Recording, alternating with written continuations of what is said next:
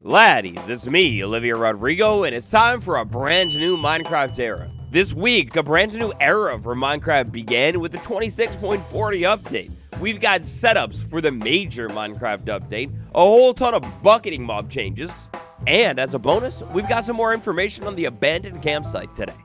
For 10,000 years of good luck, smash that like button right now. And hey, after today's video, check out my bonus channel if you want to be really cool. The first thing that we need to take a look at today isn't even found in game. Pause the game, tap on settings, go into video, and oh my god, they put the FOV toggle right at the top of the menu, man. It's so good. And the toggle seems to slide and bounce a little bit different if you tap on the bar instead of sliding the toggle. As somebody who uses the FOV toggle quite a bit here for these videos, this is one of my favorite changes of all time. Now here I am inside of a surface sulfur cave biome and the fog. In this week's preview, oh wow, it's been changed. No longer is it that super green fog, it's now bluish green fog. But I'm not too sure what's going on here because this fog color doesn't match a Java. In fact, that little line on the changelog right there is really only talking about the color of the fog when you're under the water, which, I mean, yeah, it definitely does look a little bit more blue here as well. But wow, man, I mean, Bedrock's been going through it since Java's biome got a little bit better, but I kind of already missed the insane green fog that this biome had. Sliding into video settings, flipping vibrant visuals back on. With vibrant visuals on, unfortunately, there is no cool fog inside of this biome still. It's just like super dense, thick fog, kind of like in the Pale Garden, but no cool color or anything. Blows my mind that in vibrant visuals, this fog is still so lame. Now, it's interesting here. 26.40 is one of those in-between updates. Despite its brand new numbering, it is not likely to be the upcoming autumn drop. Instead, this is one of those Bedrock Edition updates that messes up the numbering even more and drops in between the Java ones. These are the types of updates that you usually want to take a look at with a very keen eye, because the technical changes and bug fixes often reveal what the devs are thinking for the next update. One of our biggest focuses at the beginning of this new era for Minecraft is mobs inside of a bucket. Tons of different properties have been adjusted when you bucket a mob. While yes, I would love for this to be a sign that maybe more bucketed mobs will be making their way into the game in this next update, unfortunately, I think it's a little bit more of just general polish of the Chaos Cube to drop. Because, well, you know, one of the biggest things in that drop is a mob that goes in buckets. Our big changes here all stem from this simple fix, with mobs being released from a bucket no longer carrying over their state from all the way before they were captured for the first time. This means mobs are not going to take fall damage, they're not going to be on fire, they're not going to be suffocating, they'll be able to use a nether portal, they'll keep status effect, and they'll no longer resume attacking something right off the bat.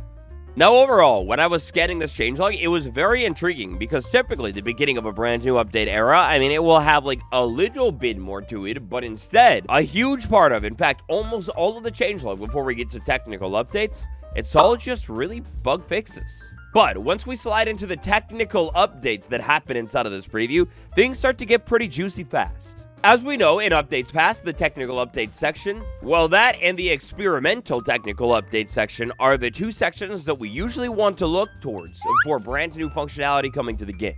Right off the bat here, we have changes to two of the more underappreciated mobs in the game. Silverfish and how they merge, wake up, and target things, and squid, how they dive in the water and move around in general. The idea of squid possibly becoming maybe a little bit smarter or moving a little bit differently sometime in the future, I mean, it's not a bad idea. These things have been in the game for so long, and maybe it's just me, man, but their movement and behavior under the water still just feels like something stuck in the past. Entity taming is another intriguing one found all the way down in the experimental updates section that has a bunch of new functionality. We've got tamed after event signal, tamed after event filter, and then world events involving entity taming. As we know, and as we'll actually talk a little bit more about very soon, Mojang has been building out this weird world event system that currently isn't really used in the game, but definitely feels like it's for something. Now, Mojang has dropped a new way into the game to tame mobs, specifically after a world event takes place.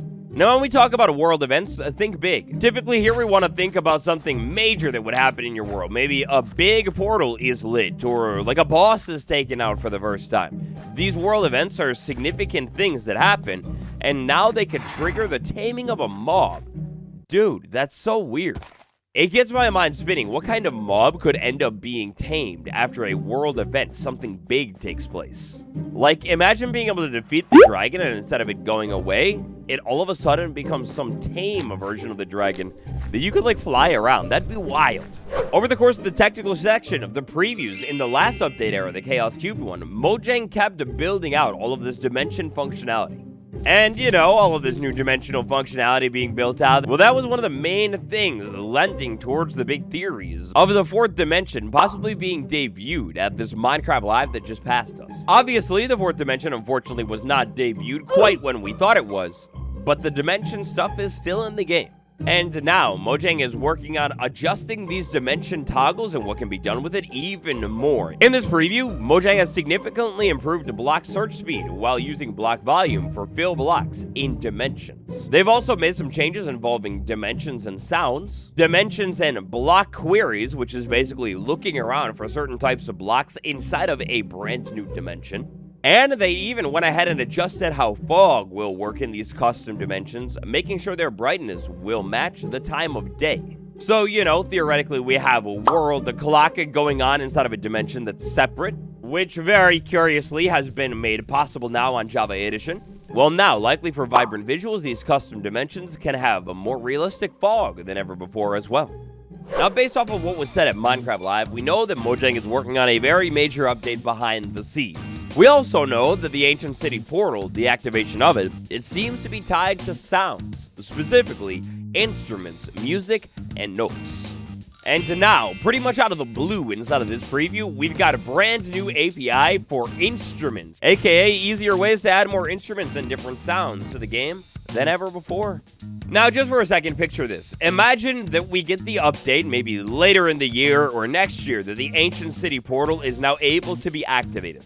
When this portal activates, with this thing being so rare, I mean, it's going to be pretty big of a deal in your world. It's probably going to be one of those major world event type of things, like when you slay the dragon, that everybody should hear and know about. Well, now, buried almost all the way near the bottom of the changelog here, we have a bunch of brand new implementations of sound instances. More specifically, these instances being able to be tied to world events that take place. So basically, we could have a world event happen, maybe the portal lighting, and then we could have a sound completed sound signal inside of the game to let you know that, hey, yeah, this big thing, it worked and it happened. On top of that, the sound instance has a bunch of new properties as well, including sound event IDs, who should hear the sound event, how long it should play for, and things like that. I don't know, man. Obviously, our fourth dimension is on hold, at least for the time being, but it definitely still seems like it is coming. We know that it's going to be a thing in Dungeons 2.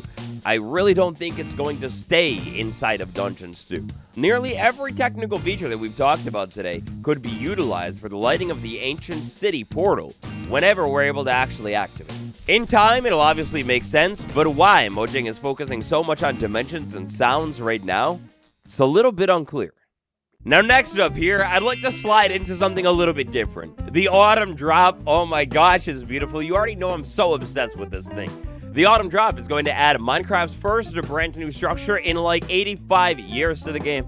The brand new structure is very mysterious. It's called the Abandoned Campsite, and now, thanks to Bobbycraft again, we have learned even more about the Abandoned Campsite.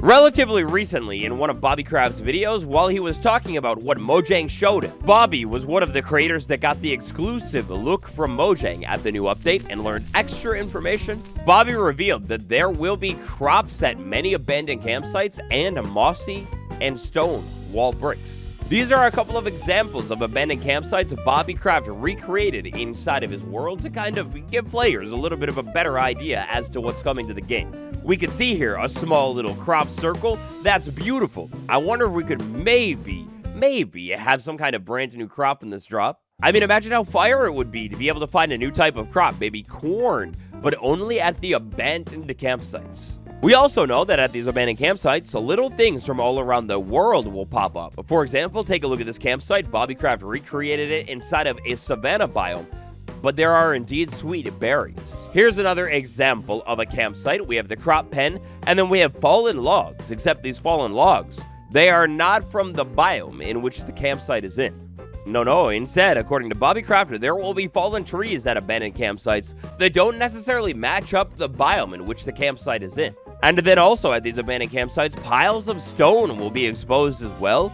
That it makes me think that ores would have the rare chance to generate at these abandoned campsites too.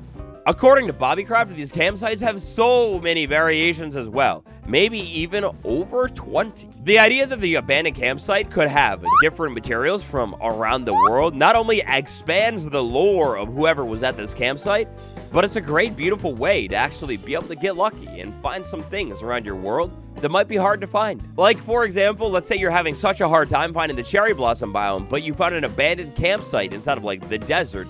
And lucky you, it has a fallen cherry tree and maybe some saplings as well. Oh yes, and speaking of loot, we know that the abandoned campsite structure is going to have containers with loot inside of it, but the loot, even Bobby Crab doesn't know about that quite yet. When Bobby got his early look at the structure, the loot was just completely unfinished. Honestly, man, with this brand new forest biome, the new tree type, but also this new structure, I cannot wait for this brand new update. It's going to be so fire. I need snapshots to begin like yesterday.